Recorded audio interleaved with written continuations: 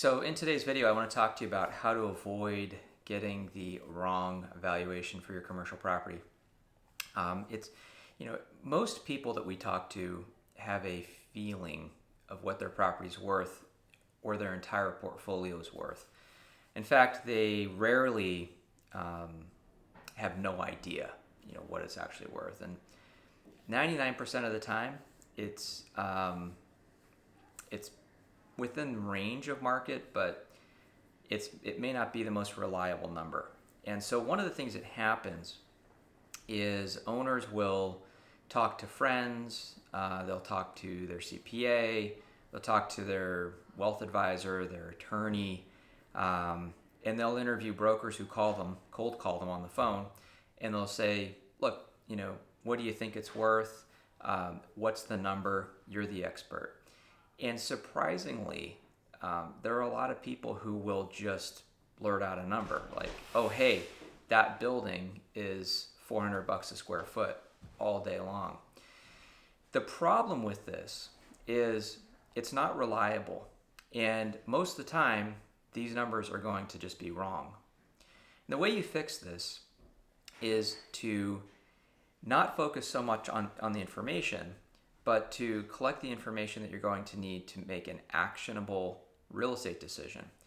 And the way you do that is have a discussion with someone who actually has been to your property, or they've been through all of the properties in your portfolio and done a thorough underwriting and review of what you have to offer. And one of the things you want to ask them is, based on the trailing 6 months, and this is key, because we're in a cycle right now where interest rates are at a 4-decade high. They've gone up as fast as they have ever gone up in U.S. history. And data from 24 months ago is not reliable. So you've got to be looking 180 days back to get a real sense for what the cadence in the market is, as well as what valuations are. So when you ask this question, you say, well, let's look at the last 180 days. Let's look at lease deals that have been done. Let's look at sales that have been completed, and let's get the details on the financing on the deals. So what does the financing look like? When you have those 3 data points, you can come up with a composite picture for what the valuation of the property may be. The other piece that's critical to keep in mind is the perspective of the buyer, the perspective of the appraiser, and the perspective of the lender or the credit committee, because they're the ones that are going to ultimately be handing the money over for your equity on what you have for property.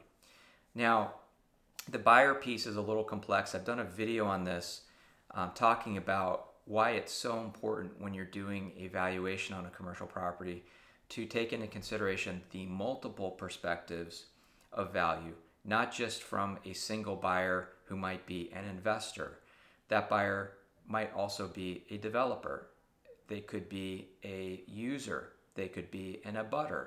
They could be any number of profiles of buyer that could be looking at your property or your portfolio. So understanding how those multiple profiles will look at and view your property based on the needs they need to meet in the market. And those needs could be what the capital market's doing over the last 6 months and how money is working. It could be accommodating an expansion they have, and they happen to be next door, and they would pay maybe 15 or 20% more than someone else in the market. The appraiser as well, and understanding how they're viewing the market and coming to valuation, and then the lending environment, how lenders are viewing values. So in order to get the most reliable and accurate valuation, it's essential to have a thorough understanding of the property. It's essential to have a thorough understanding of how buyers are performing in the market, what they're looking for, how lenders are performing in the market, what they're looking for, how appraisers are reporting on valuations in the market. Once you have all that information, you can then build that reliable valuation. Now, the best investors I know, the companies we work with that are the most successful, at a minimum, they're going through this exercise once a year.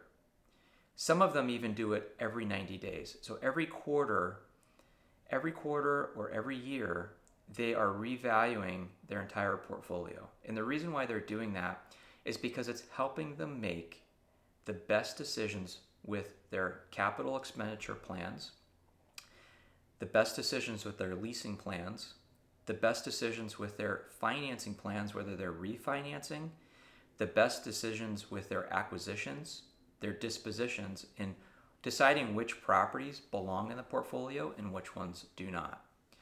So if you're one of these people that have heard opinions, maybe you like the sound of things you're hearing, but you're a little suspect about whether the information's reliable, I'm going to put a link in the description notes below. You can go there and you can schedule a free 15-minute conversation with me or one of the members of my team, and we will answer your valuation questions.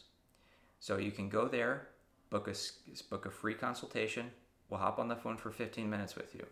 If you think it makes sense to continue the conversation after that, that's your call. I hope you've enjoyed this video. I look forward to seeing you in the next one. Thank you.